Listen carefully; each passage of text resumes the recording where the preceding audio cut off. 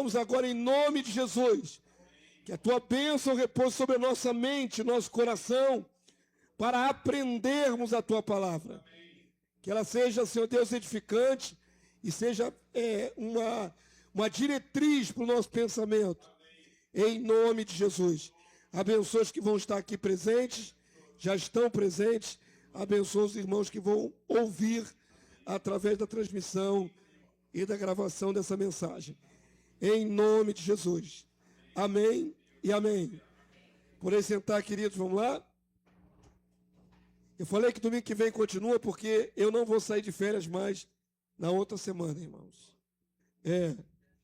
Aonde eu ia está em obras. A casa que ia me receber está em obras. Então, vamos postergar a minha microférias para o mês de fevereiro. Então, queridos, janeiro é normal. Domingo que vem tem EBD, no outro domingo tem EBD e assim vai. Mês de janeiro está normal. Vamos lá, então, profecia de restauração de Israel, parte 1. Jeremias 31, 18, igreja. Vamos ler juntos? Oi? Não é 18? Não é 18? Eu deixei o aplicativo do celular em casa.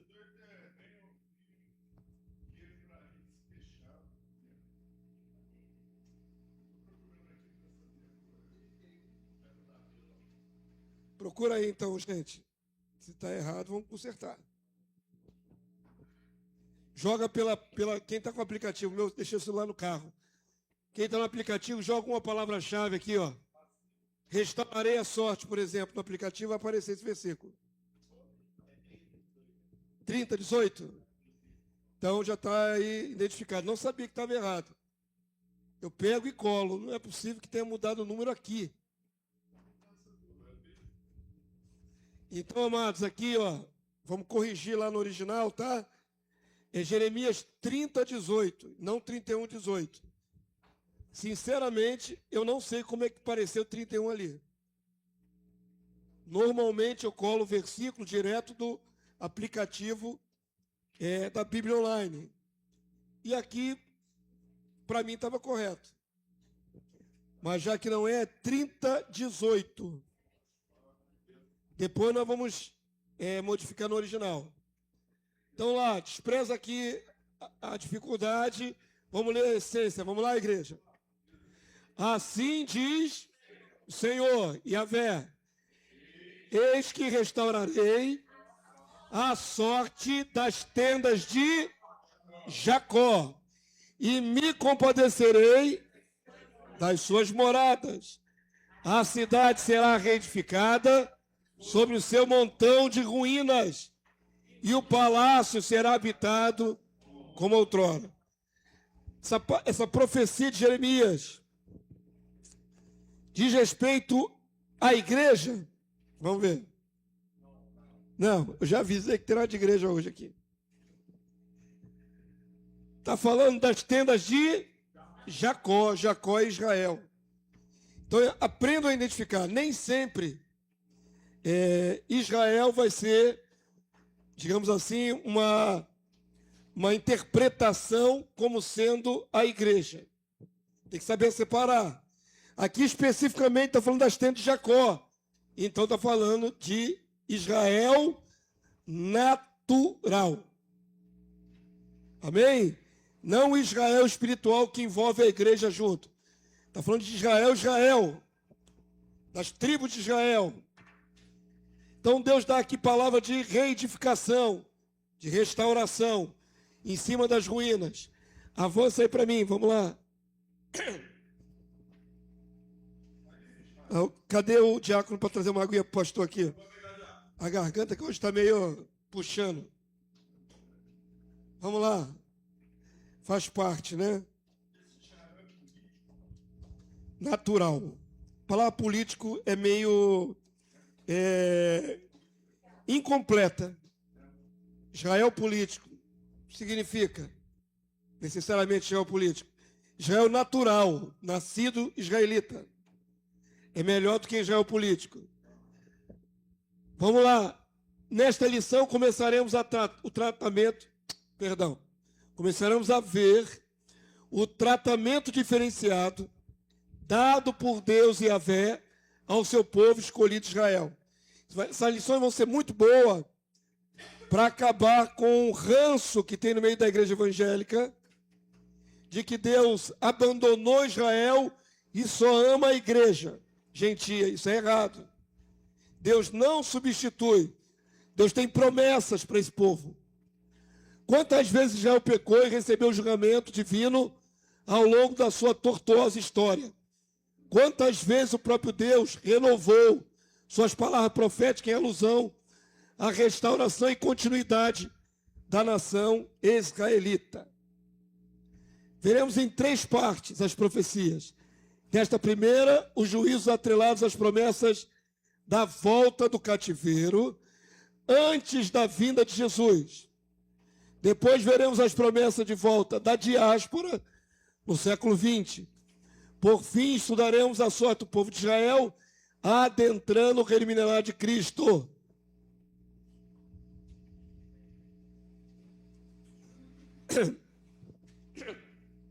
Amém, povo santo? Já tinha falado.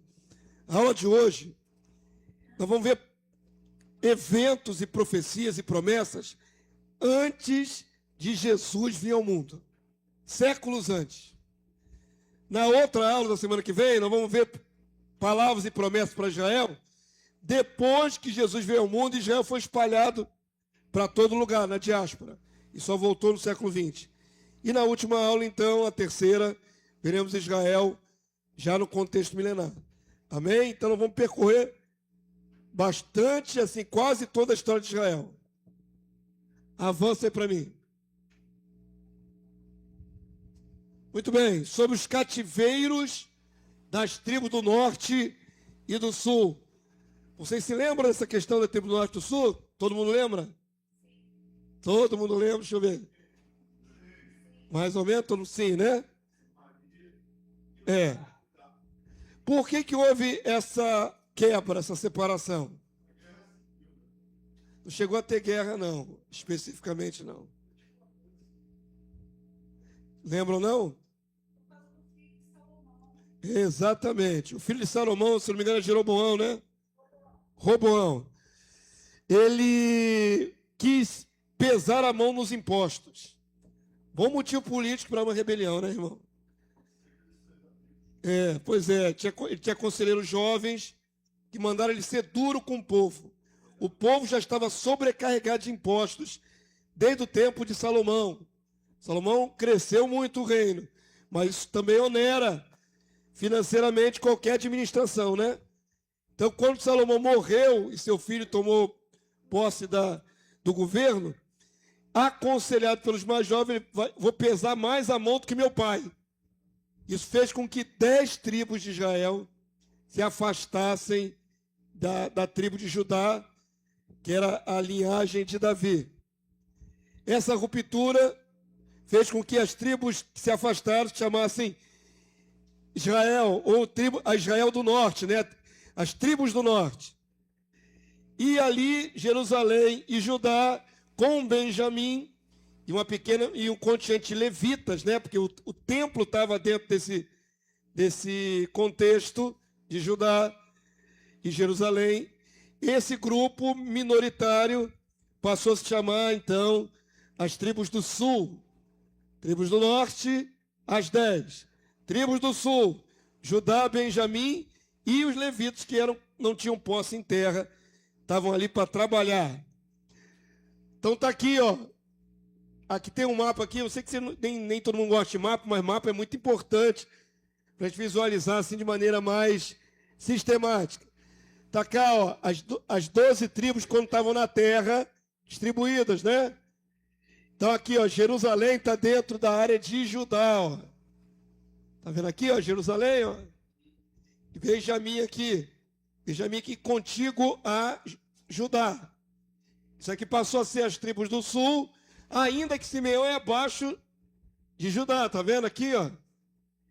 E Rúben é bem próximo também, mas essas tribos aqui se juntaram às de cima, formando então o Reino do Norte.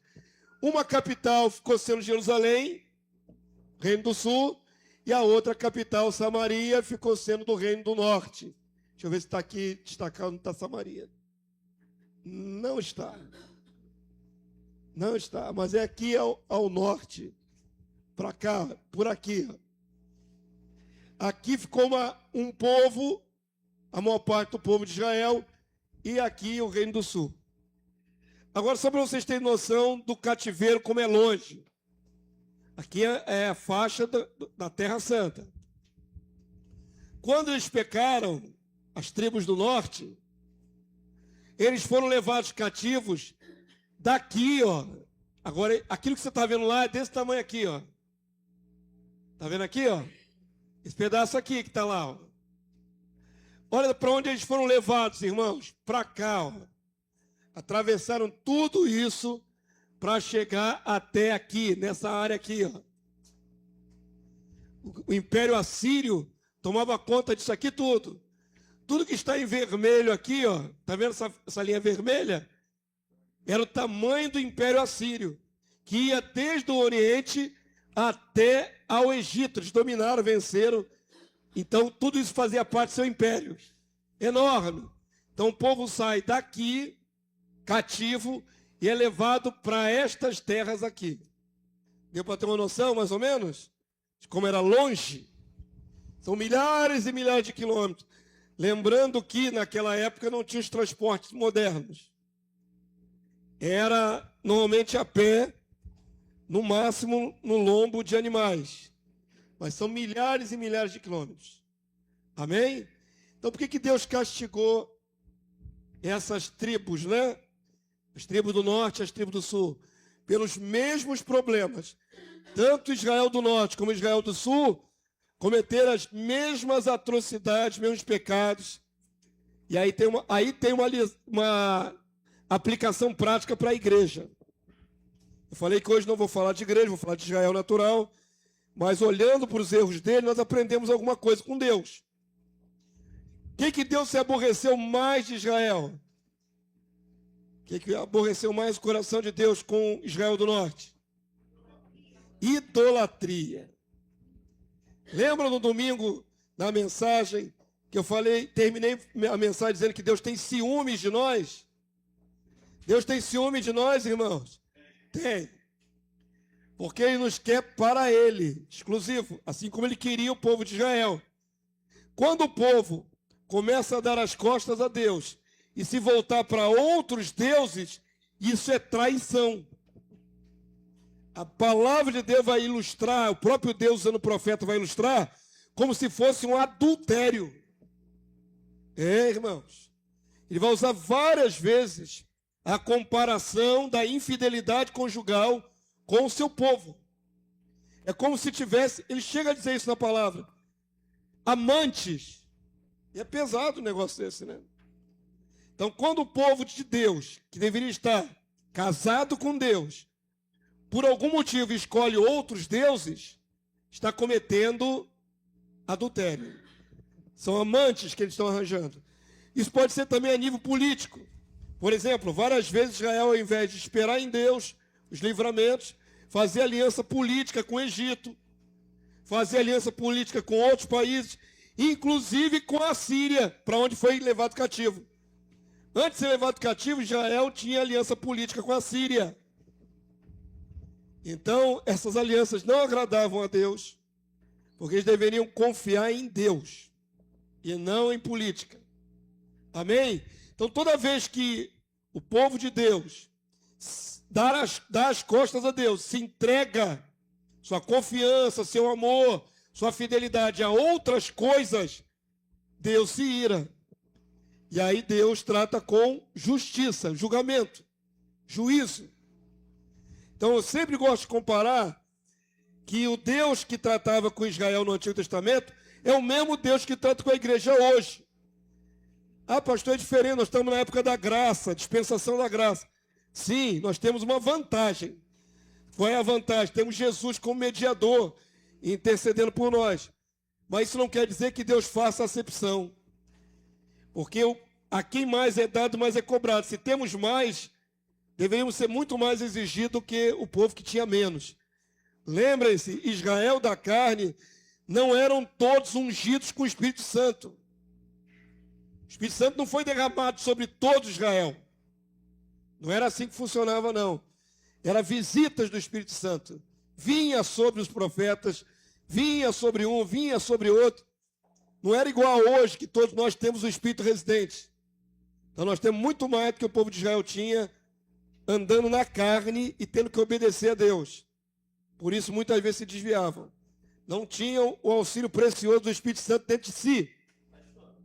Deus é justo, tá? Mas se naquela época Deus tivesse levado eles a cativeiro, o povo de Israel a cativo, o povo de Israel estaria cometendo os mesmos erros? Teria continuado cometendo os mesmos erros.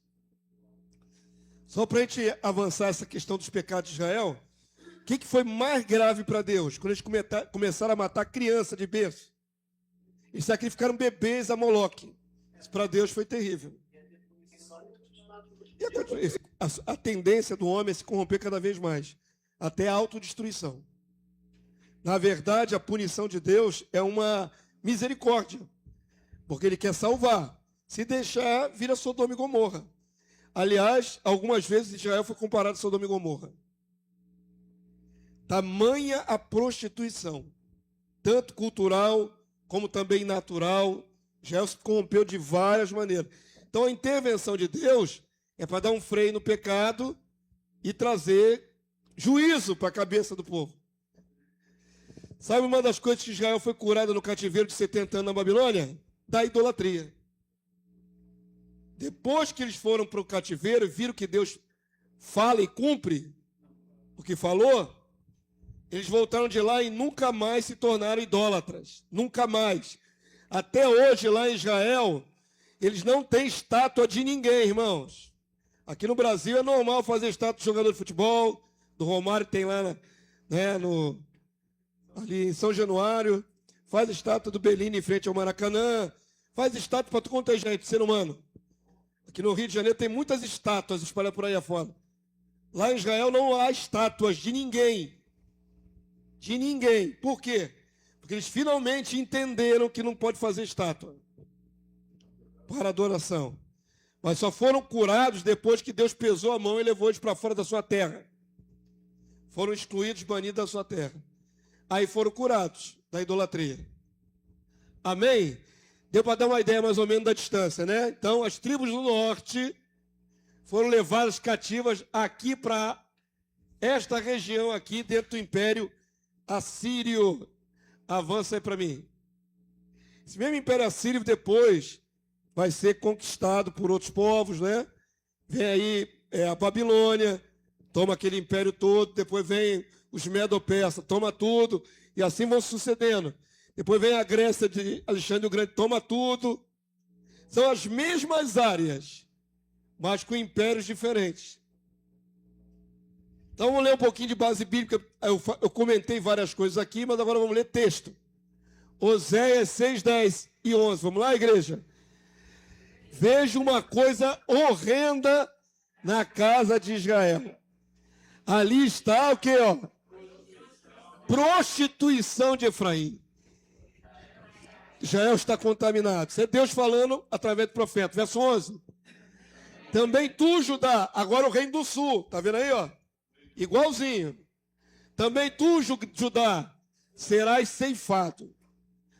Quando me disponho a mudar a sorte do meu povo e a sarar a Israel, se descobre a iniquidade de Efraim, como também a maldade de Samaria, porque praticam a falsidade. Por dentro há ladrões, por fora rouba a horda de salteadores.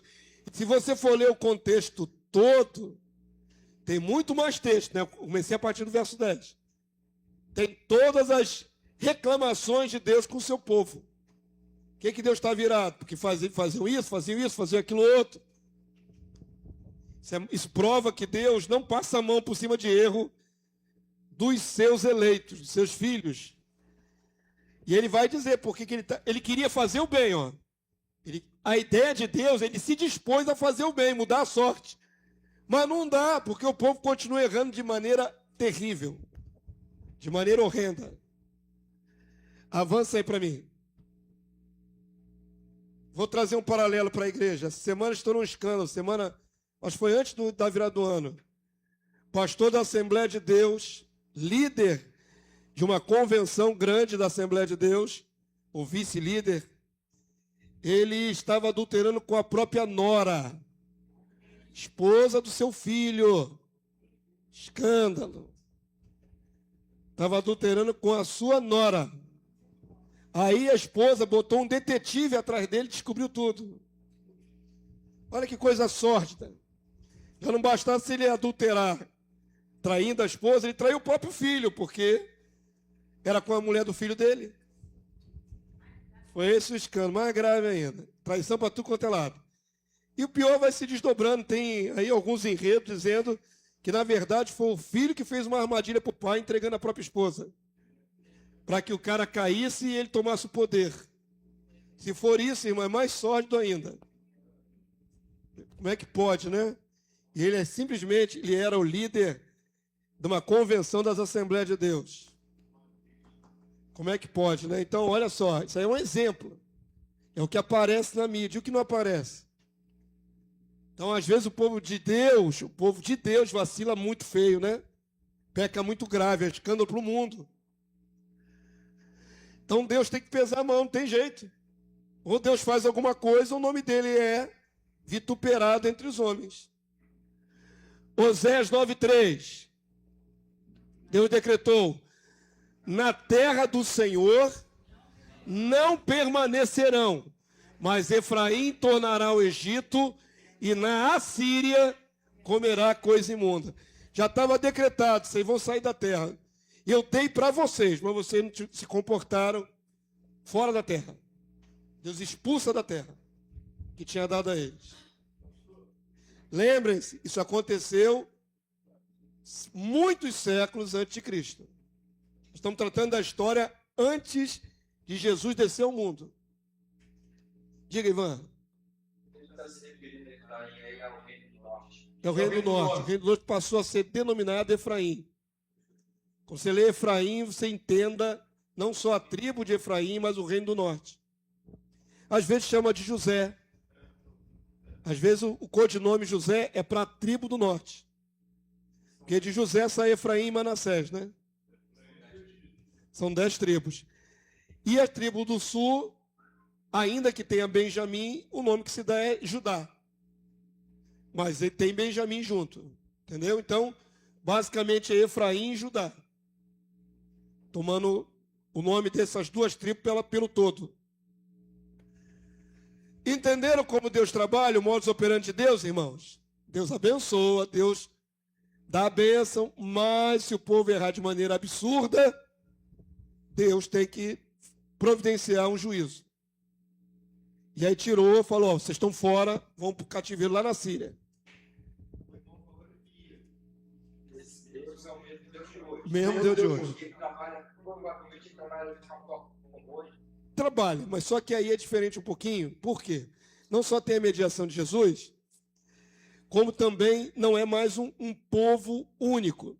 Deus trabalha com seus filhos espalhados em toda a terra. Naquela ocasião, Deus trabalhava como um povo, numa localidade única, com as tábuas da lei, com todo um sistema religioso. Então era mais centrado ali na Terra Santa. Hoje imagina que o povo de Deus vai desde os lugares mais longínquos aqui do Ocidente até os lugares mais longínquos do Oriente, espalhado no mundo todo. Mas a justiça de Deus não é a mesma. Aquele que peca colhe juízo. Tem jeito. Deus não muda. Amém, povo santo? Todo aquele que erra colhe juízo. Jesus endossou isso. Ai daquele por quem vier o escândalo. Então, não tem jeito. Era só na antiga aliança. E Jesus que disse isso?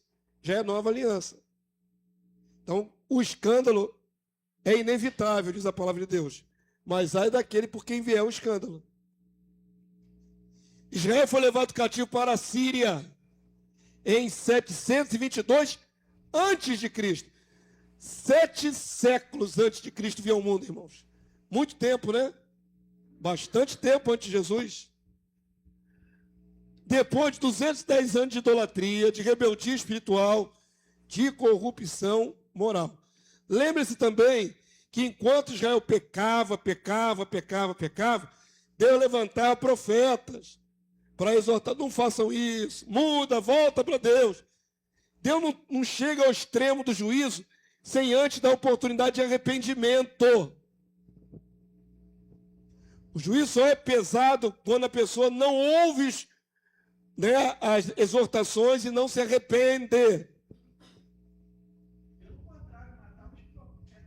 Pois é, Deus levantava para bem deles, eles calavam os profetas.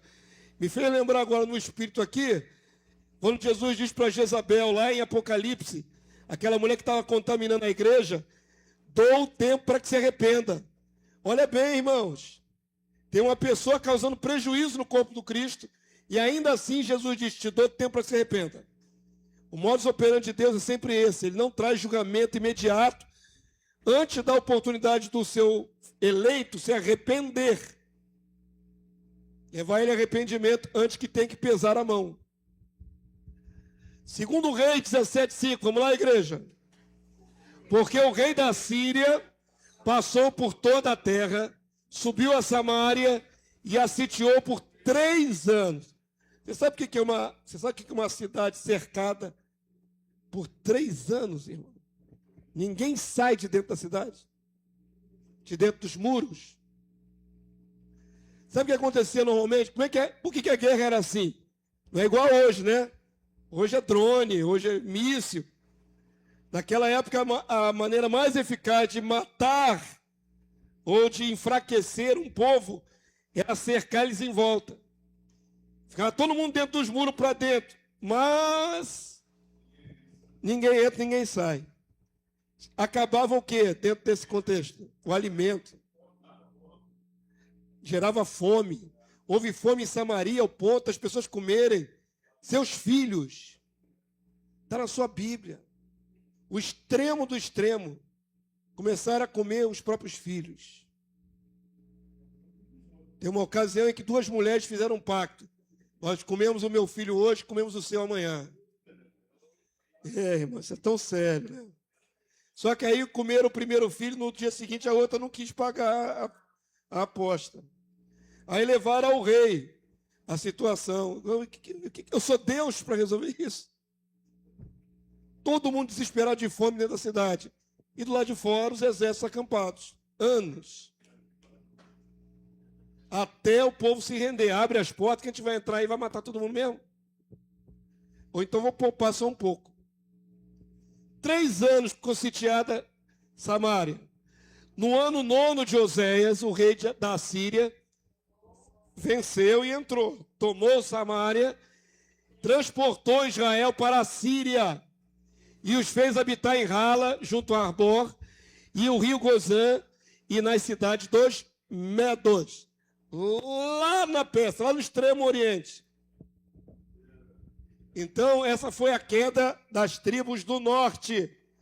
Amém, povo santo? Entenderam? O que eu quero enfatizar hoje é como Deus é misericordioso.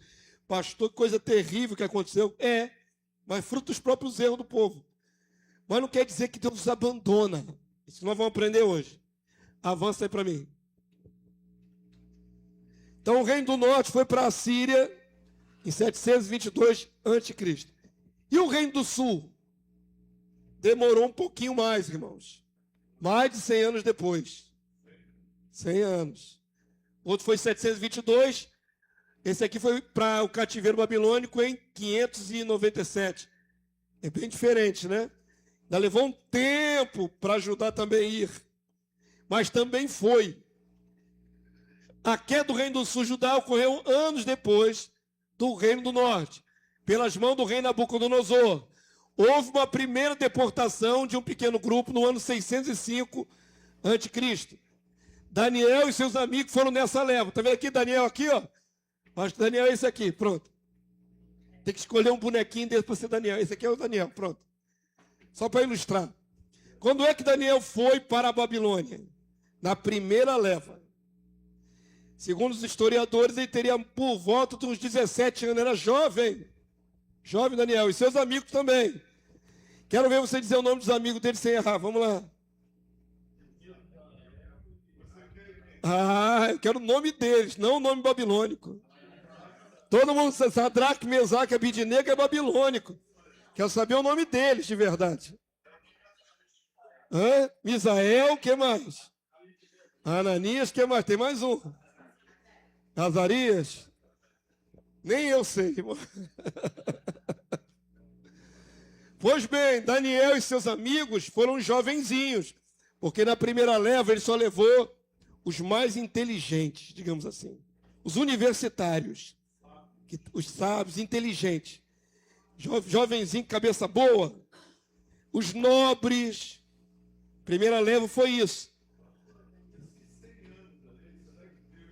Mais de 100 anos.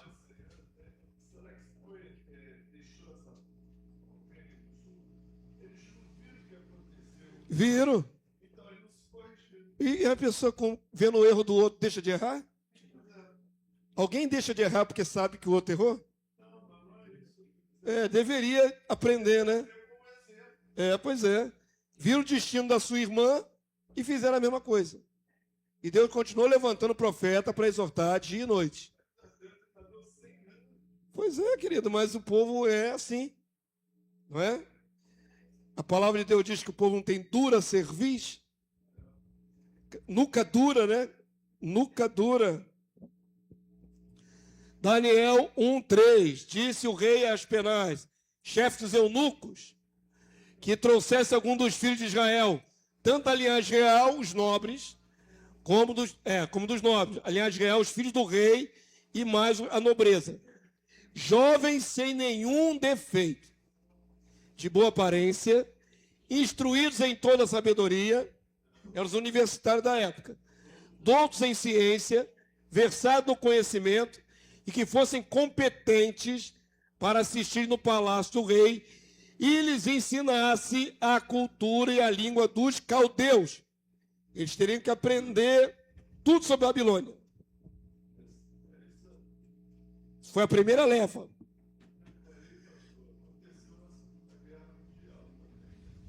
Não tenho essa informação no meu coração, não.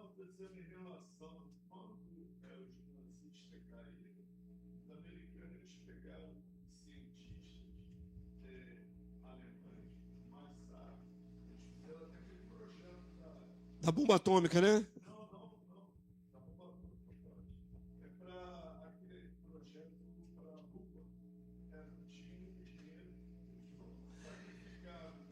É o mesmo modo de agir. Ao invés de matar os cientistas, os mais inteligentes, você assimila os inteligentes. Porque aí você aproveita, né, a inteligência deles.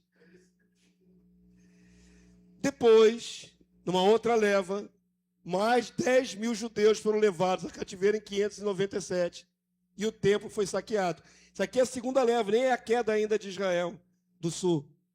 Avança para mim, vamos ver a queda definitiva. A queda definitiva e a destruição de Jerusalém e o templo e a deportação do restante dos judeus se deu em 586 a.C. Agora vamos parar para pensar aqui, irmão. Vamos lá.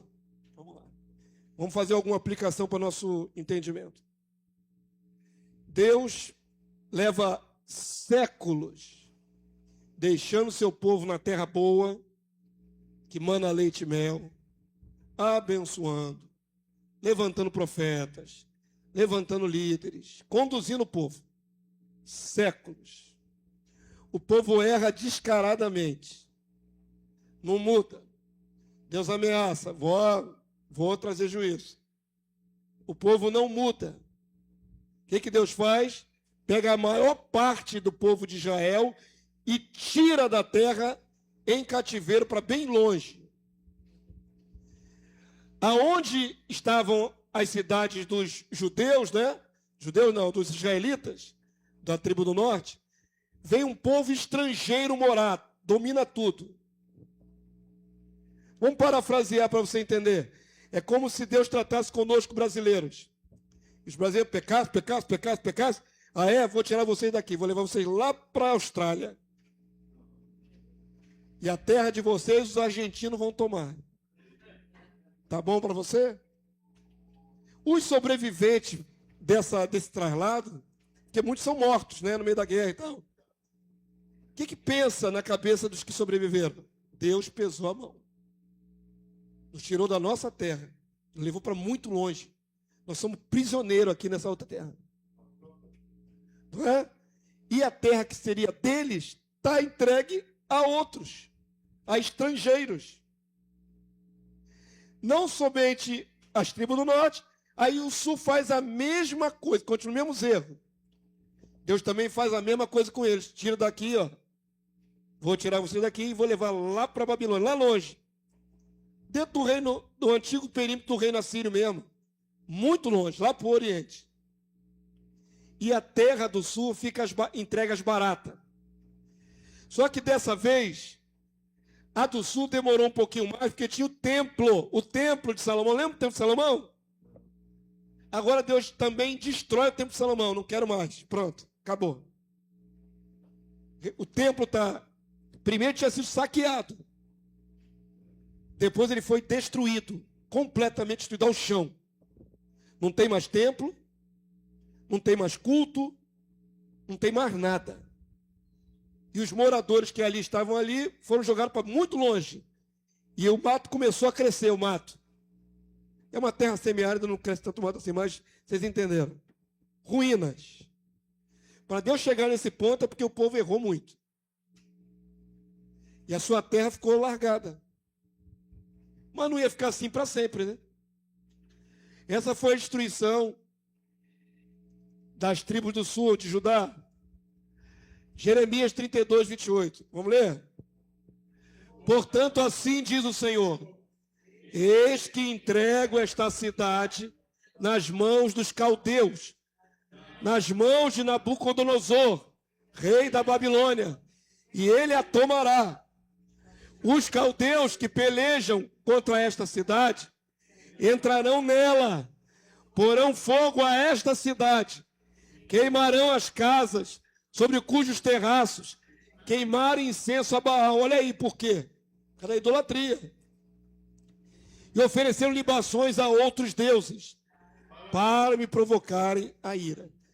Porque os filhos de Israel e os filhos de Judá não fizeram senão mal perante mim, desde a sua mocidade. Porque os filhos de Israel não fizeram senão provocar-me a ira com as obras das suas mãos, diz o Senhor. É o ciúme de Deus. Justo. Amém? Pelos mesmos pecados, Israel ou as tribos do norte foram para o cativeiro. Pelos mesmos pecados, Judá, tribo do sul, foram para o cativeiro. Todos foram para o cativeiro.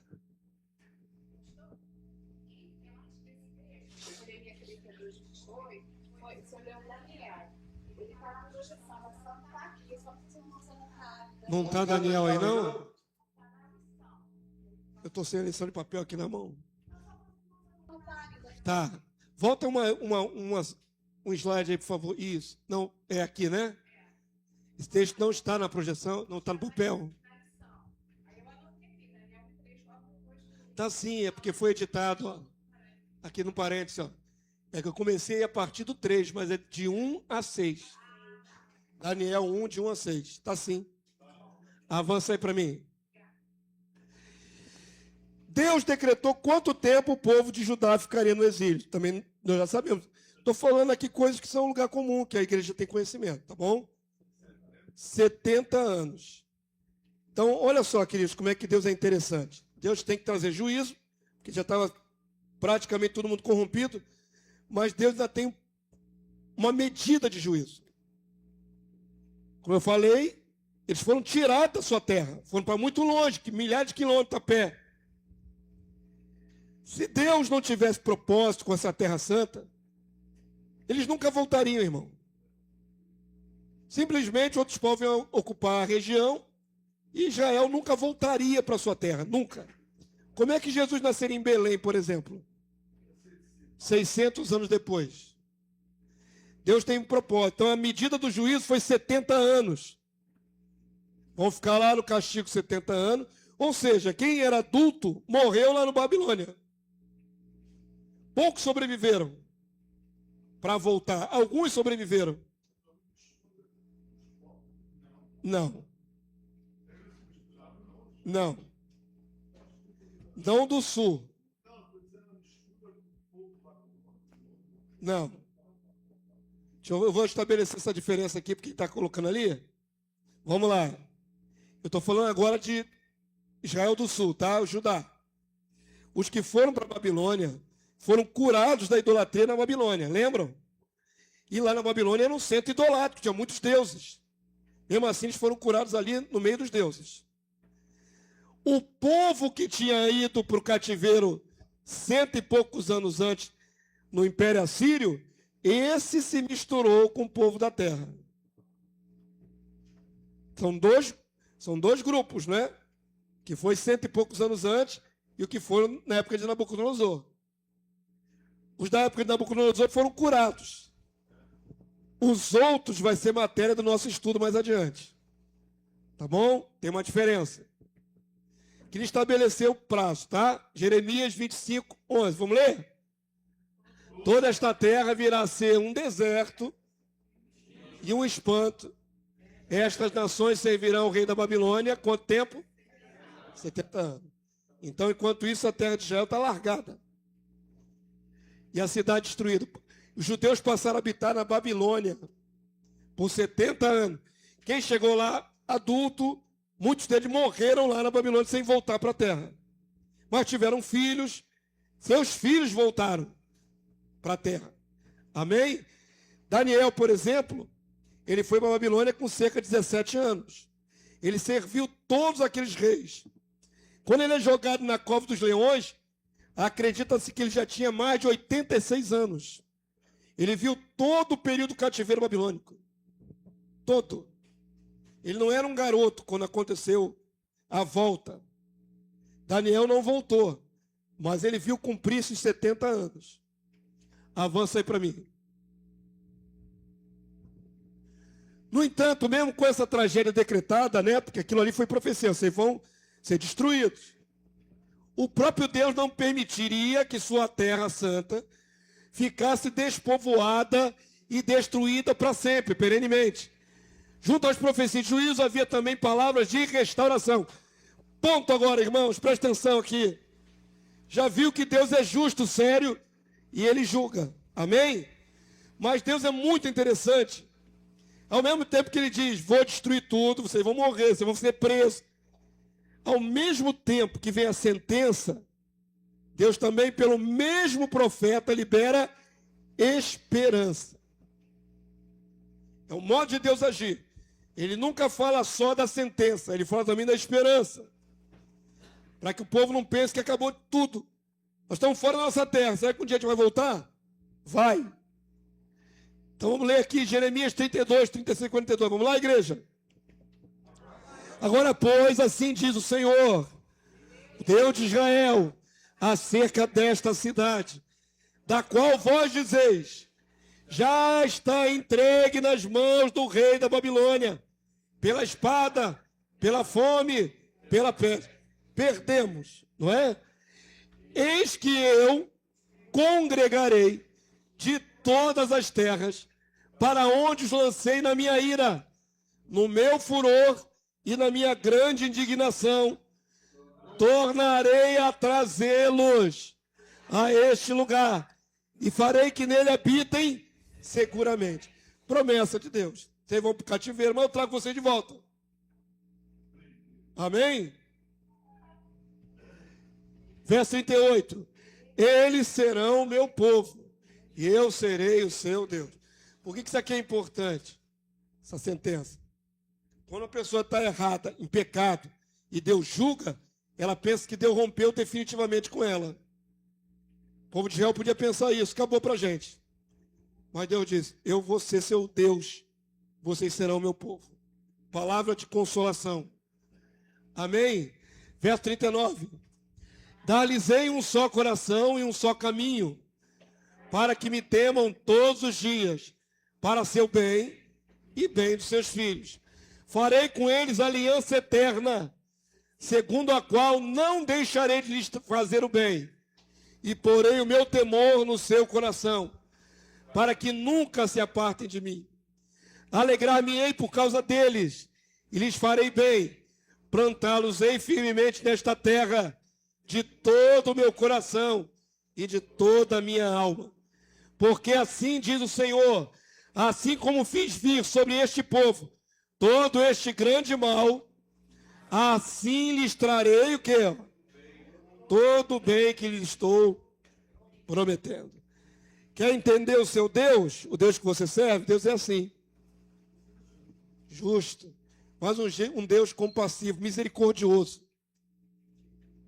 Que não fica com raiva para sempre. Não é? Deus quer resgatar. Deus quer restaurar. Ele quer cumprir seu propósito com essas pessoas. Então, ele julga, deixa vir a calamidade, mas promete, vou restaurar. Vocês vão continuar sendo meu povo. Amém? Avança aí para mim. Jeremias 29:10, igreja. Assim diz o Senhor, logo se cumprirem para a Babilônia 70 anos, atentarei para vós outros, cumprirei para convosco a minha boa palavra, tornando a trazer-vos para este lugar. Estão absolutamente consolados. Estão longe de casa, estão presos, mas estão consolados. Só esperar o tempo passar. Deus cumpre. Reino do Sul. A palavra foi para o pessoal do Sul.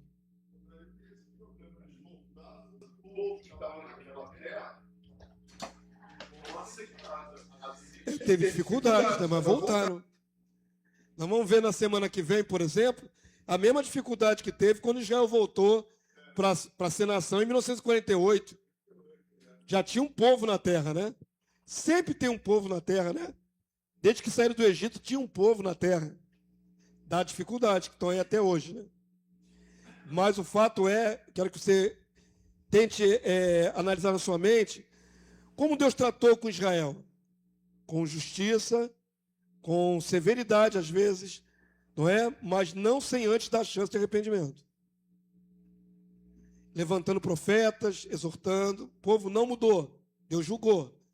Mas Deus odiou o seu povo? Não. Continuou amando. E continuou prometendo a eles, vou restaurar, vou trazer de volta. Amém? É essa dinâmica de Deus com o seu povo que é paralelo para nós. Deus quer sempre restaurar, resgatar. Pois é. Apesar das circunstâncias adversas, Deus quer sempre o bem. Zacarias 1:12, vamos lá? Então o anjo do Senhor respondeu, ó Senhor dos exércitos, até quando não terás compaixão de Jerusalém e das cidades de Judá, contra as quais está indignado já faz 70 anos. Os anjos não são tão preocupados com a sorte de Jerusalém. Não é interessante? Os anos, Deus já tem 70 anos que lá a cidade está destruída. Até quando, Senhor? Os próprios anjos indagando. Quando é que o Senhor vai trazer o povo de volta para cá? Respondeu Yahvé, com palavras boas, palavras consoladoras, ao anjo que falava comigo. Amém, povo santo? De certa forma ele apelou, né? Pelo povo.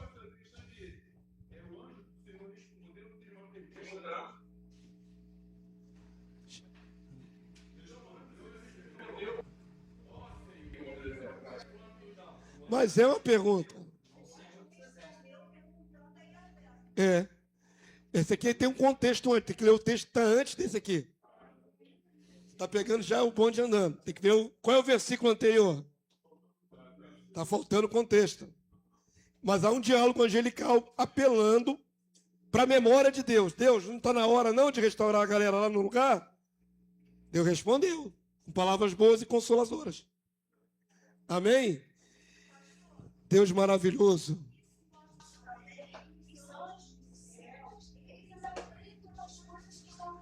Estão observando e aprendendo.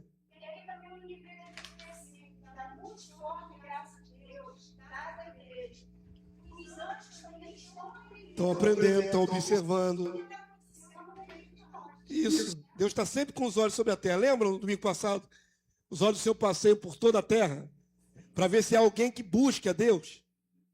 Então, o céu não é, digamos assim, impassivo com os assuntos terrenos.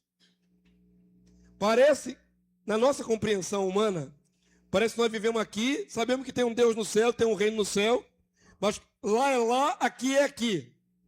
A dimensão terrena é uma, a dimensão celestial é outra, e não há interação. Não é assim. Os olhos de Deus continuam sobre todos os assuntos humanos. Todos os assuntos humanos. Não pegaram Maduro ontem? Pegaram. Você acha que Deus não está no controle disso? Deus está no controle, irmãos. Os olhos de Deus estão lá sobre ele, sobre o Maduro, sobre o Trump. Deus está controlando tudo.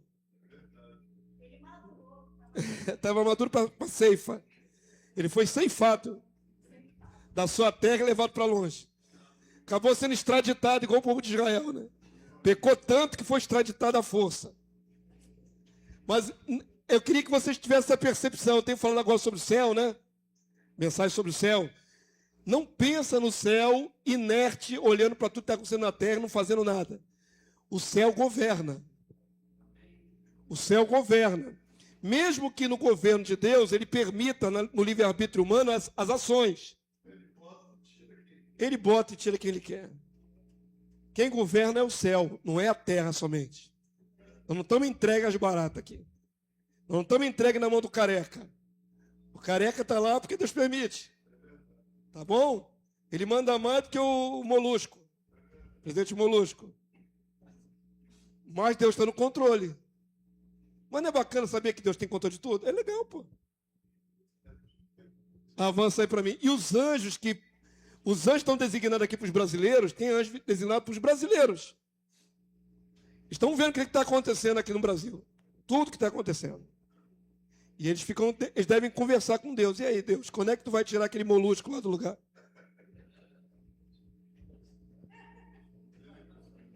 Olha, está saindo na internet, eu falei molusco. Não vou falar o nome inteiro, não. O retorno do cativeiro babilônio e o mistério das 10 tribos perdidas de Israel. Agora presta atenção, até aqui era lugar comum. Você sabe que Israel pecou e foi para o cativeiro. Você já tem noção de que Israel, as tribos do norte, foram para a Síria, enquanto que as tribos do sul foram para a Babilônia. E a Babilônia e a Síria eram um império só, um tomou do outro. As áreas de terra são as mesmas, ok? Até aqui é tranquilo. Vocês já sabem que o castigo de Judá foi 70 anos. Até aqui, beleza. Só que tem um detalhe, irmãos, que eu mesmo tive que aprofundar, porque pesquisei pra caramba. Porque eu nunca tinha buscado esse maior interesse. E as tribos do norte que foram para a Síria, voltaram quando? Aí é que está o mistério, irmãos. Vocês sabiam que isso é um mistério grandíssimo? É um mistério grande, irmãos. Eu nunca parei para estudar isso. Tive que estudar essa semana. As 10 tribos de Israel perdidas. Por que não voltou? A do sul estava prometida, 70 anos, volta. E as do norte, que foram antes, quase 150 anos antes, e foram também espalhados para aquela área toda lá. Por que não voltaram? Cadê as tribos? de Dan, Naftali, Ruben, Isacar, cadê o resto? Zebulon, cadê?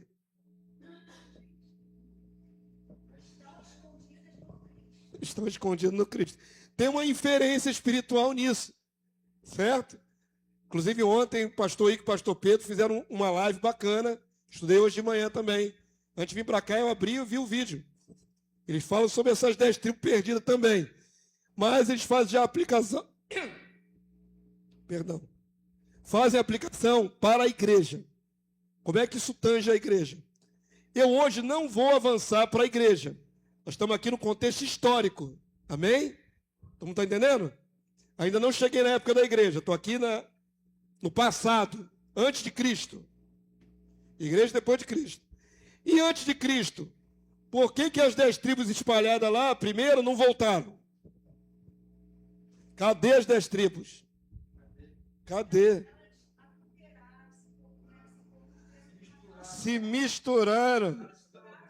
Uma parte desse povo se misturou, irmãos. Vamos lá bem devagarinho, porque isso é uma matéria específica, né, dentro desse estudo sobre Israel. Amém? É bem devagarinho, porque tem informações várias na internet, mas muitas contraditórias. Inclusive, eu tive que estudar pelo ponto de vista dos rabinos judeus. E quem sabe melhor a sua história do que o próprio povo, né? Eu acho que eles sabem muito mais do que os outros. Eles mantiveram alguns escritos, algumas genealogias e tudo mais. Então, o que acontece? Vamos lá. Até dentro do povo judeu, há rabinos históricos que creem que Israel voltou e outros que creem que nunca voltou. Até entre eles há discordância. Não há uma unanimidade. Cheguei a ver 2 rabinos famosos ao longo da história dos judeus, dizendo que as 10 tribos vão voltar quando Cristo se manifestar. A gente tem essa esperança. Mas a gente aqui, de modo geral, a gente nunca liga muito para a sorte das 10 tribos, né? Se perdeu, problema.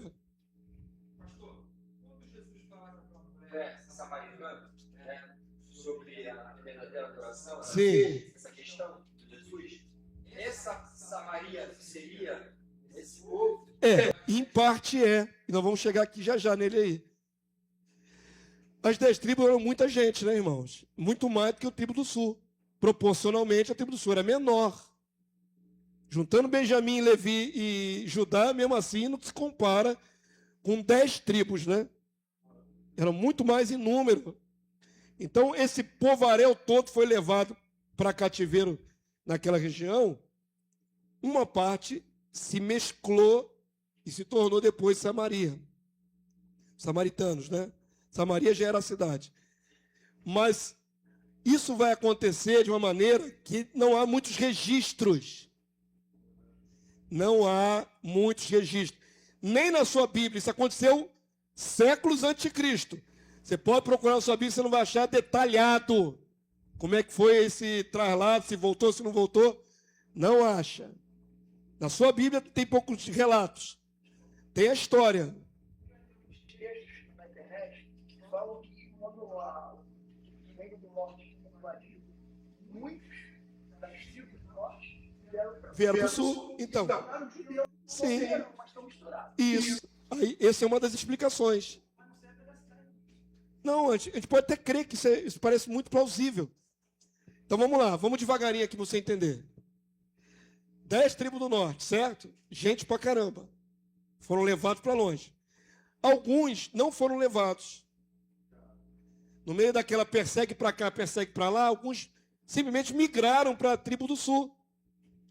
Então, gente de Naftali, Dan, Zebulon, desceram e se uniram às tribos do sul. Entenderam? Uma parte. Uma boa parte foi para o exterior. Outra parte se assimilou à tribo do sul. Mas não há muitos detalhes históricos sobre isso, não, irmãos. Esdras 1, para se cumprir a palavra do Senhor, Deus usou Ciro, rei da Pérsia, para começar a restituir o povo judeu, retorno à sua terra. Isso aqui é o povo de Judá ainda, né? Saindo da Babilônia. Quando mudou o império para o Medo-Persa, Ciro foi levantado para mandar o povo de volta. É texto que você já conhece, contexto que você já conhece, amém? Vamos ler rapidinho. No primeiro ano de Ciro, rei da Pérsia, para se cumprisse a palavra do Senhor, por boca de Jeremias, cumpriu 70 anos de cativeiro, despertou o Senhor o espírito de Ciro, rei da Pérsia, qual fez passar pregão por todo o seu reino, como também por escrito, dizendo, assim diz Ciro, rei da Pérsia, o Senhor, Deus dos céus, me deu todos os reinos da terra e me encarregou de lhe edificar uma casa em Jerusalém de Judá. Quem dentre vós é de todo o seu povo, seja seu Deus com ele e suba a Jerusalém de Judá e edifique a casa do Senhor Deus de Israel. Ele é o Deus que habita em Jerusalém. Lembra, está tudo destruído. E agora um rei persa resolve que vai favorecer a reconstrução do templo lá em Jerusalém. Ele é usado por Deus. Não há registro na história de que ele se converteu ao judaísmo, a Yahvé. Por que ele agiu assim, então? Porque Deus quis. Mas também tem outro fator. Ele tinha uma visão de tolerância religiosa. Entenda isso. Deixa eu explicar a você entender. Quando ele tinha um reino muito vasto, de muitos povos, cada um com seus deuses, se ele endurecesse, não, a partir de agora, só os deuses persas vocês podem adorar. O que ia acontecer no seu reino? Rebeliões, revoltas. Então, qual é a malandragem do Ciro?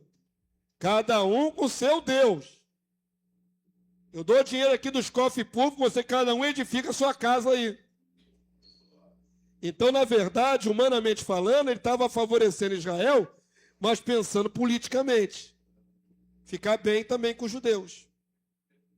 Para não dar confusão no reino. O reino é muito grande. Tem muitos povos. É uma tolerância. Mas Deus usou para se cumprir a palavra. Amém?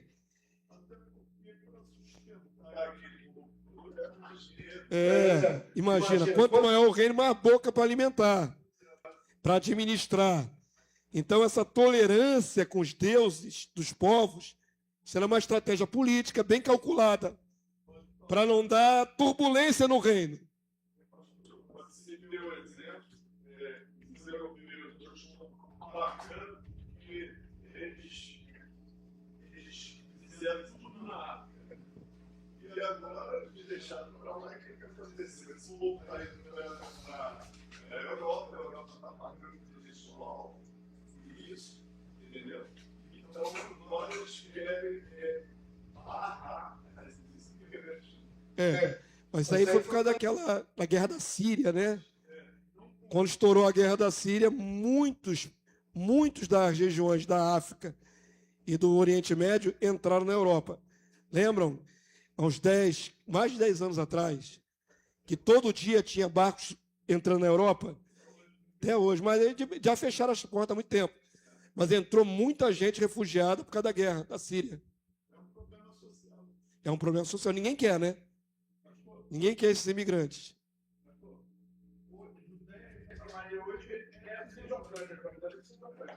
Eu, sinceramente, nem sei isso precisamente. Onde é o limite, né?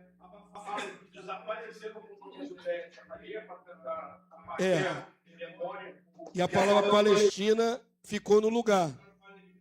A partir de toda aquela área, e Judéia, Samaria, é especificamente Jordânia e Cisjordânia. Você sabe o que quer dizer Palestina? Filisteus. Terra dos filisteus. Tirar o nome de Judéia, tira dos judeus, não é, a legitimidade da terra. Chamar de Palestina é terra dos filisteus. Filisteus, a Filistia, não é a mesma coisa que judeu. Então você acaba dando cartaz, né? Os romanos não davam cartaz para os judeus, mas davam para os filisteus. Avança aí para mim. Isso já aconteceu, avança aí para mim. Ciro já libertou o povo já vai voltar para sua terra. Também levas. Pode avançar mais um, prendeu aí? Vamos lá. Após algumas décadas, o copeiro do rei Artaxerxes, Neemias, recebeu autorização para reedificar a cidade de Jerusalém. Com Esdras, eles voltaram para reedificar o templo. Com Neemias, décadas depois, ele era copeiro do rei, ele voltou para edificar os muros de Jerusalém.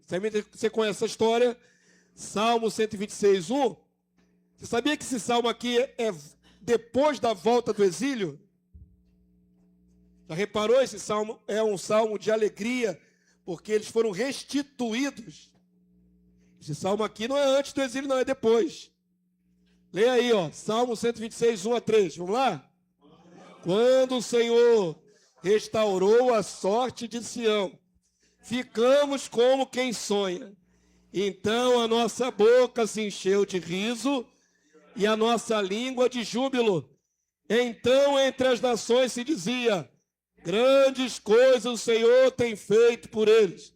Com efeito, grandes coisas fez o Senhor por nós. Por isso estamos alegres. Por quê? Restaurou a sorte de Sião. É a volta do cativeiro babilônico. A gente usa isso aqui fora de contexto para as nossas bênçãos, né? Vou falar no caso no aniversário, vou usar esse texto aqui. A gente usa fora de contexto. Mas qual é o contexto original, histórico? Quando o povo voltou para Sião, depois do cativeiro de 70 anos. Avança aí para mim. Entramos então na questão das tribos perdidas. Os expatriados de Judá e Benjamim retornaram do cativeiro babilônico. Mas as 10 tribos que já estavam em cativeiro assírio antes, o que aconteceu com elas? Essa questão perdura por séculos. As tribos de Rúben, Simeão, Levi, Dan, Naftali, Gade, Aser, Isacar, Zebulon e José, Manassés e Efraim, não retornaram da mesma forma que as tribos do sul. No período da deportação, alguns ficaram nas terras, uniram-se a outras etnias, fixaram-se em Samaria, dando origem aos samaritanos mestiços. Por que que o povo judeu, no tempo de Jesus, tinha tanta raiva dos samaritanos? Por causa dessa mistura. Foi o fato de que algumas das tribos do norte não foram ficar eternamente para lá. Algumas vieram, se misturaram por casamento, famílias foram edificadas, casamento entre judeus e medos. O que vai dar? Mestiço. Meio judeu, meio medo. Não é judeu puro. E para os judeus isso é muito importante, que seja linhagem pura. Só é considerado judeu quem é nascido de mulher judia. Se for nascido de mãe estrangeira, não é considerado judeu. Então, se você fosse judeu e nascesse de mulher samaritana, você não é judeu. Você é samaritano. Entenderam? O que determina é a filiação materna. Por isso, queridos, que passados alguns séculos, aquele povo das tribos do norte que se misturaram com os outros povos, perderam a sua pureza de linhagem, se tornaram samaritanos. E os samaritanos eram rejeitados pelos judeus de linhagem pura. Havia aquele preconceito todo, aquela rixa toda por causa disso. Então, parte das 10 tribos foram assimiladas com outras culturas, com outros povos, por casamento. Parte. Amém? Parte havia descido para Judá e se misturaram a Judá. Parte se misturaram com outros povos. E parte, ninguém sabe. Tem mistério aí até hoje. Não é uma coisa assim fácil de dizer. Todos os que foram expatriados voltaram, não tem registro histórico para isso. Avança aí para mim. Não há registro histórico precisos, mas existem algumas referências nas tradições judaicas e em textos apócrifos. Então vamos lá, o que a gente pode pesquisar e achar? Nos escritos judaicos, tem alguma referência de que eles voltaram? Em parte. Por exemplo, todos os judeus sabiam de que tribo eles eram no tempo de Jesus. Não sabiam? Ainda sabiam, já tinham sido dispersados, mas sabiam sua linhagem. Paulo, por exemplo, é de que tribo? Benjamim. Benjamim, como grupo étnico, como grupo social, como família, como já tinha se desaparecido. Entenderam? Então, ainda que se manteve alguma genealogia, a segunda diáspora vai embaralhar mais isso ainda. Podemos dizer que essa é uma primeira diáspora. A segunda depois de Cristo. Vão ser espalhados de novo para tudo quanto é lugar. Aí, meus irmãos, vai se perder essa identificação de quem pertence a qual tribo. As únicas linhagens que se mantêm mais ou menos conhecidas são dos judeus, sacerdotes, os que têm por sobrenome Cohen. Se você conhecer um judeu chamado fulano, sei que, Cohen, esse Cohen significa que ele pertence à família levita. É a única que tem identidade até os dias de hoje, são os Cohen. Mas dificilmente você vai achar alguém, eu sou da linhagem de Isacar, eu sou da linhagem de Zebulon, eu sou de Judá. Não existe isso hoje.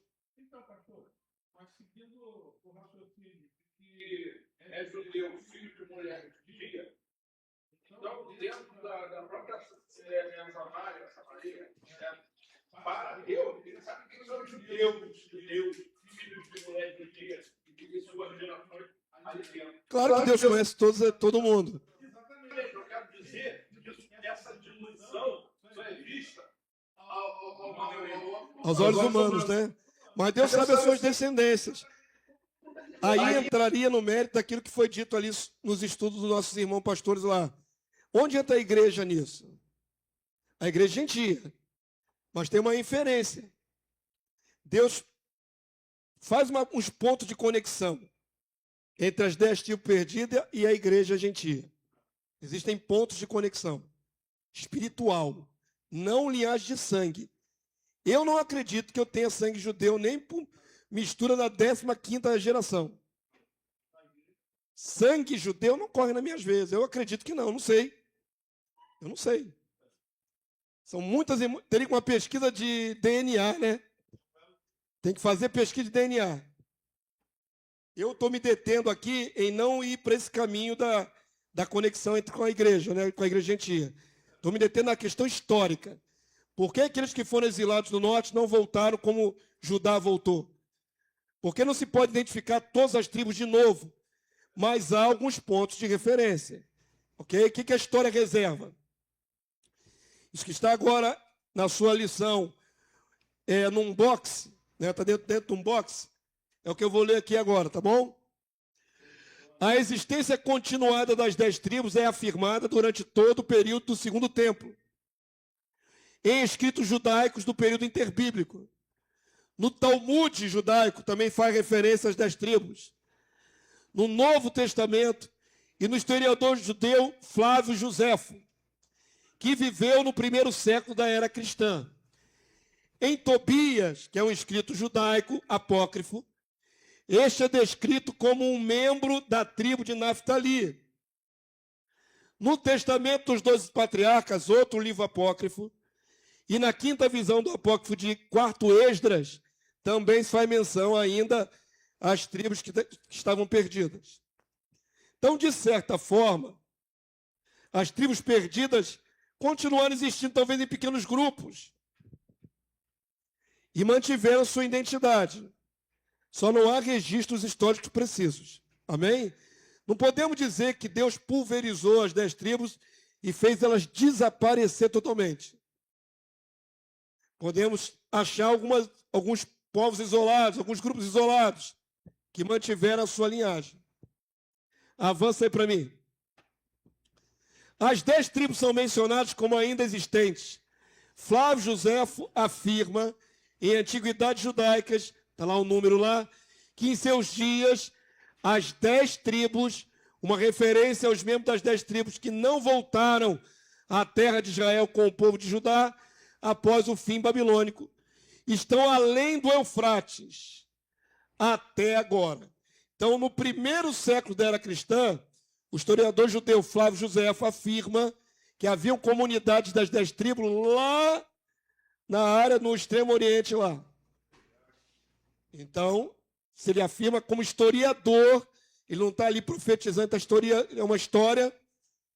Talvez houvesse comunidades das 10 tribos ainda vivas no 1º século da era cristã. Amém? Isso aí é histórico. Estão além do Eufrates até agora. E são uma multidão imensa. E não devem ser estimados em número. Enciclopédia Judaica assevera, após considerar como sem substância as várias teorias relacionadas a esse mito, como as que os anglo-saxões E os japoneses são descendentes das 10 tribos. Aqui começou a viagem, irmãos. Eu li que os japoneses são descendentes das 10 tribos. Eu li que os americanos, índios americanos, são descendentes das 10 tribos. Aí começa uma certa viagem, que não tem como comprovar nem cientificamente, nem historicamente, nem biblicamente. Você partir de um mistério para onde foram as 10 tribos e começar a dizer que povos são as 10 tribos, povos gentios são as 10 tribos, aí começa a viajar.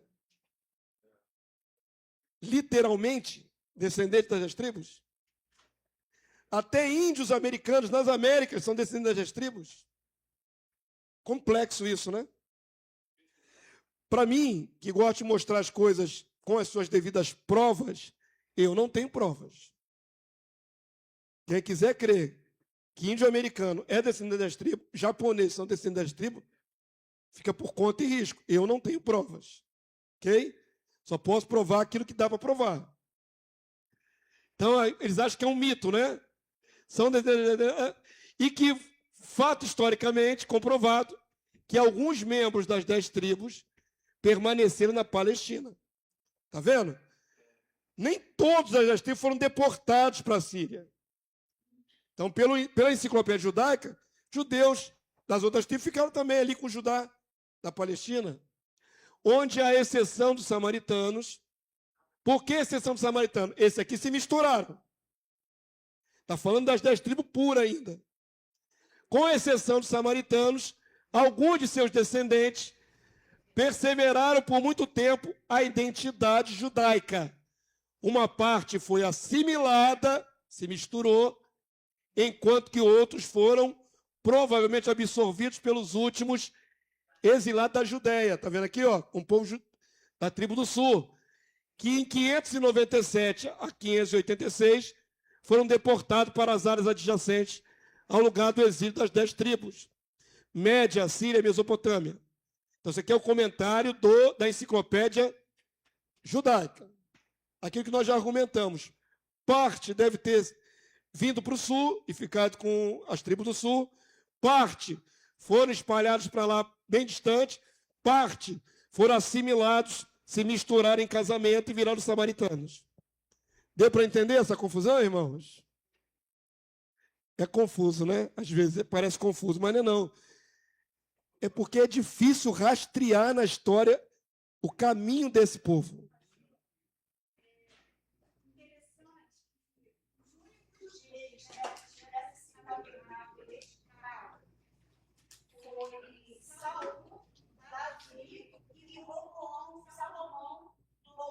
Por um período curto.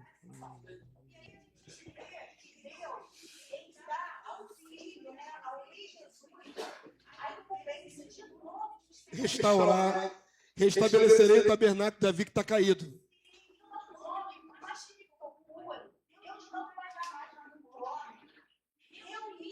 Sim, entendi que você quer chegar. Quem vai reunir é o rei Messias. Inclusive, alguns rabinos judeus acreditam nisso. Quando voltarão a ter as 10 tribos?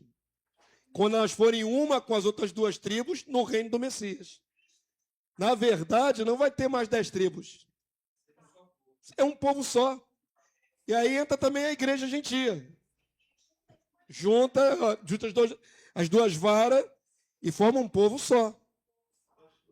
Então, esse mistério do sumiço das 10 tribos só é mistério do ponto de vista humano. Para Deus, não. Deus está no controle. E quando ele for juntar os remanescentes dessas 10 tribos, com o remanescente da tribo de Judá, com a igreja gentia, vai formar uma coisa só. Mas só no reino do Messias. Muito bem colocado.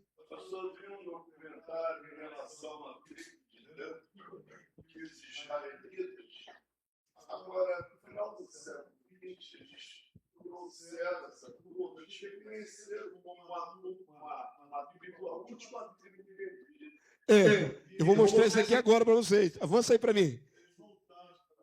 Olha só, no século XX, houve a identificação de descendentes das 10 tribos perdidas. Aí, ó. São judeus negrinhos. Escurinhos. Eu posso falar sem preconceito racial, porque eu sou mestiço, tá, irmãos? Hoje tudo tem que se desculpar na internet. Eu posso falar de preto, porque eu também sou preto, sou filho de preto. Tá? Minha mãe era clara, mas meu pai era escuro. Então, aqui, tá vendo aqui, ó? Judeus negros. Etíopes. Esses foram reconhecidos por Israel como sendo descendentes das 10 tribos perdidas. E aí fizeram uma operação para resgatar essas 10 tribos, trazer para Jerusalém, para Israel. O Mossad é o serviço secreto judeu. Quanto à comunidade judaica etíope, que foi trazida para Israel, principalmente em 2 levas, uma em 1984, na Operação Moisés, tem até nome a Operação de Traslado, e outra em 1991, na Operação Salomão, ambas executadas pelo Mossad, Serviço Secreto Israelense. Era, sim, muito provavelmente, descendente das tribos do norte. Então, é provável, os judeus aceitam que descobriram descendentes das 10 tribos na Etiópia. São judeus negros. E foram tragos de volta para a terra de Israel. Está vendo que interessante? São bem escurinhos, está vendo? Mas tem o nariz afilado, meio nariz meio pontudo. Judeu. Só que são negros. Outra coisa também histórica que se fala os judeus se espalharam no mundo todo. Né? Sim. Então, quando houve aquela perseguição, não só dos nazistas, mas também antes da Idade Média, sobre os judeus, os católicos que perseguiam, diziam o seguinte: para eles não serem presos, serem escravizados, eles mudavam o nome. São cristãos novos. Eles botavam, trocavam assim, bom, vai ser Oliveira, trocavam com nomes de plantas E de profissões. e também de animais. Isso aconteceu porque os judeus foram perseguidos a história toda, né? Eles sempre foram perseguidos, na Idade Média também. Então, alguns eram forçados pela Inquisição Romana, pela Igreja Católica Romana, a abjurar da fé, negar o judaísmo e se transformar em cristãos. Eles fingiam conversões. Os judeus fingiam se converter ao catolicismo e aceitavam um novo nome. Tinha um novo nome, chamados cristãos novos. Mas, na verdade, na encolha, no escondido, eles continuavam sendo judeus, celebrando tudo que era judeu. Só que tinha que ser escondido, porque senão eles eram perseguidos pela Igreja Católica Romana, torturados, até mortos, nas fogueiras da Inquisição. Então, os judeus sempre sofreram bastante, né? Mas aí são judeus mesmo. Eu acho até interessante, alguém depois pesquisa, por que chama israelita de judeu? Nunca parou para pensar. Judeu é qual? Lembra qual tribo? Judá. Mas voltaram, né? Encabeçaram essa volta. Por que exatamente, mas tem uma explicação etimológica para tudo isso aí, viu? Então, olha só, queridos, por que tinha que ser diferente a sorte das 10 tribos da sorte da tribo do sul? Da onde viria o Messias? Da tribo do norte ou da tribo do sul? Do sul. O cetro não se arredará de Siló até que venha. O cetro não se arredará de Judá até que se venha Siló. O cetro tinha que permanecer em Judá. A linhagem real é em Judá. O Messias tinha que nascer em Judá, ou da linhagem de Judá. Judá não poderia estar destruída ou dispersa quando Jesus nasceu. Deus comanda a história toda. Traz de volta Judá. Prioritariamente. Reergue o templo. Para que o fluxo da história de Israel passe por Judá. E o cetro permaneça em Judá.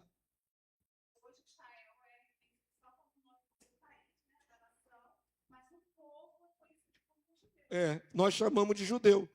Mas o ideal seria chamá-los de israelitas.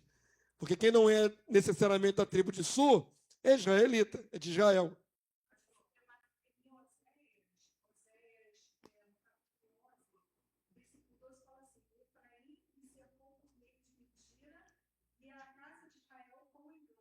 Mas Judá ainda domina por Deus e é fiel à missão. Deus tem uma promessa ali sobre Judá, mas olha, isso aí tem um contexto, tá? Porque uma hora Deus vai dizer que Judá é tão prostituta quanto a sua irmã. A prostituição foi nos dois grupos, as 10 tribos e as duas, ok? Tanto é que também foram para o cativeiro. Se tivessem permanecido fiéis, nunca iriam para o cativeiro. Depois se cumpriu em Deus, né, ali em Judá, promessas. Tá certo?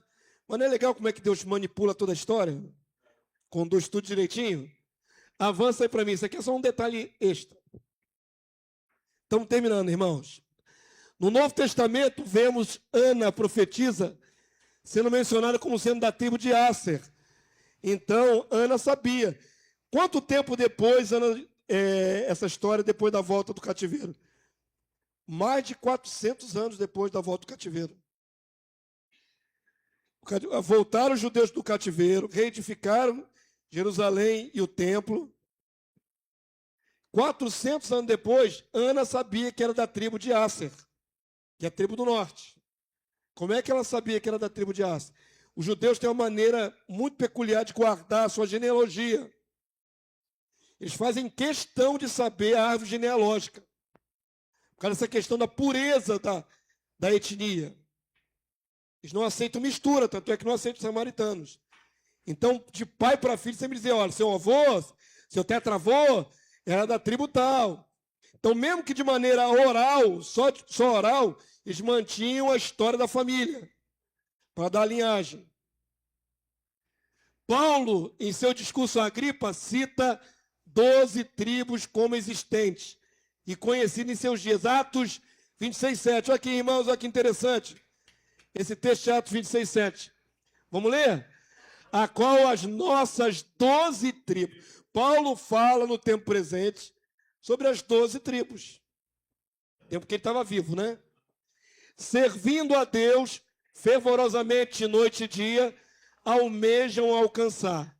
É no tocante a essa esperança ao rei que eu sou acusado pelos judeus. Ele não fala que eles almejavam alcançar. Eles falam que as 12 tribos almejam alcançar. No livro de Tiago fala das tribos da dispersão, da diáspora. Então, queridos, é muito provável que no tempo de Jesus ainda houvessem muitos representantes das 10 tribos perdidas. Muitos. Cada um sabendo de que tribo pertencia. Mesmo que não fosse mais um povo com terras, com, como é que eu vou dizer, organização política. Estavam dispersos. Mas ainda existiam as 10 tribos, representantes. Isso no Novo Testamento. E aí tem outros textos de referência aqui embaixo. Jesus disse a seus apóstolos que se assentariam em 12 tronos para julgar as 12 tribos de Israel. Então, as 12 tribos de Israel não foram descartadas do propósito de Deus. Deus só ama as 2 tribos do sul e descartou o resto. Não. Continuou existindo. Mas vai acontecer a segunda dispersão. O segundo exílio. Não vai acontecer? Eles voltaram da Babilônia e se voltaram para a sua terra. Depois Deus manda aquele povo todo embora de novo da sua terra e só voltam 20 séculos depois. É o que nós vamos ver na próxima aula. Amém? Vamos construir isso muito bonitinho. O povo ficou lá no cativeiro 70 anos, mas fora da sua terra 20 séculos. Vamos ficar de pé, terminamos a aula de hoje. Como eu disse, eu vou andar um passo de cada vez para a gente identificar que época foi as promessas de restauração. Teve restaurações que já aconteceram antes de Cristo, tem restaurações que aconteceram 20 séculos depois de Cristo, e tem uma restauração final no reino de Cristo. Amém? Assim a gente vai começar a identificar quando é uma, quando é outra, quando é outra. Ficaram muito perdidos, irmão? Tem igual as 10 tribos, não, né? Não, tá tranquilo? Deus é bom, irmã. Eu mesmo não sabia nada disso. Tenho dom, mas Deus é muito bom, porque eu mesmo nunca me liguei muito na sorte das 10 tribos. Não ligava, não esquentava a cabeça. As 10 tribos existiram, foram para Samaria, foram para a Síria. Morreu o assunto para mim. É bom saber como Deus vai movimentando as coisas, não é? Sobre a terra. Vamos lá então, querido, liberar você debaixo da graça, logo mais, Santa Ceia do Senhor. Hoje nós vamos falar sobre o mistério do Cordeiro com 10 chifres e 10 olhos. Vocês já sabem, vocês são muito instruídos. Vamos lá, vamos pedir a Deus graça. Senhor, muito obrigado por essa manhã.